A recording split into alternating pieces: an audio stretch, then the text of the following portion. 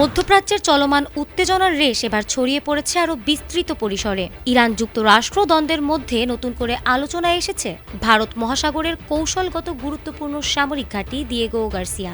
ভারত মহাসাগরে অবস্থিত অত্যন্ত গুরুত্বপূর্ণ মার্কিন ও ব্রিটিশ সামরিক ঘাঁটি দিয়েগো গার্সিয়া লক্ষ্য করে ইরান ক্ষেপণাস্ত্র হামলা চালিয়েছে। মার্কিন সংবাদ মাধ্যম দ্য ওয়াল স্ট্রিট জার্নালের বরাতে জানা গেছে, ইরান অন্তত দুটি মধ্যম পাল্লার ব্যালিস্টিক ক্ষেপণাস্ত্র দিয়ে এই হামলা চালিয়েছে। বিশেষজ্ঞরা বলছেন, এটি কেবল একটি বিচ্ছিন্ন হামলার চেষ্টা নয়, বরং শক্তি প্রদর্শন ও বার্তা দেওয়ার একটি কৌশলগত পদক্ষেপ। ইরান থেকে প্রায় 4000 কিলোমিটার দূরে অবস্থিত এই ঘাঁটিতে ক্ষেপণাস্ত্র দুটি পৌঁছানোর আগেই ব্যর্থ হয়েছে।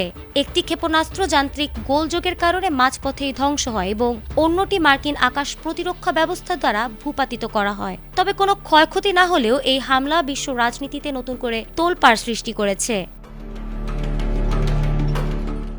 বিশেষজ্ঞদের মতে, এই হামলার মাধ্যমে ইরান তাদের সামরিক সক্ষমতার বড় ধরনের জানান দিয়েছে। এর আগে ধারণা করা হতো ইরানের ক্ষেপণাস্ত্রের পাল্লা সর্বোচ্চ 2000 কিলোমিটার, কিন্তু 4000 কিলোমিটার দূরের ঘাঁটিতে লক্ষ্যভেদ করার চেষ্টা পশ্চিমা বিশ্বের জন্য উদ্বেগের কারণ হয়ে দাঁড়িয়েছে। মূলত হরমুজ প্রণালীতে জাহাজ চলাচল নিয়ে উত্তেজনার জেরে ব্রিটেন ইরানের ওপর বিমান হামলার অনুমতি দেওয়ার কয়েক ঘন্টার মধ্যেই এই পাল্টা জবাব দিয়েছে তেহরান। দিয়েগো গার্সিয়া ঘাঁটিটি কয়েক দশক ধরে এশিয়ায় পশ্চিমাদের প্রভাব ধরে রাখার প্রধান কেন্দ্র হিসেবে পরিচিত। ইরানের এই দুঃসাহসিক পদক্ষেপ মধ্যপ্রাচ্য ছাড়িয়ে ভারত মহাসাগর অঞ্চলেও যেন যুদ্ধের দামামা বাজিয়ে দিল। বর্তমান পরিস্থিতিতে এই অঞ্চলে মার্কিন ও ব্রিটিশ বাহিনী উচ্চ সতর্কাবস্থায় রয়েছে এবং বড় ধরনের সামরিক সংঘাতের আশঙ্কা করা হচ্ছে। Desk report, ATN Bangla.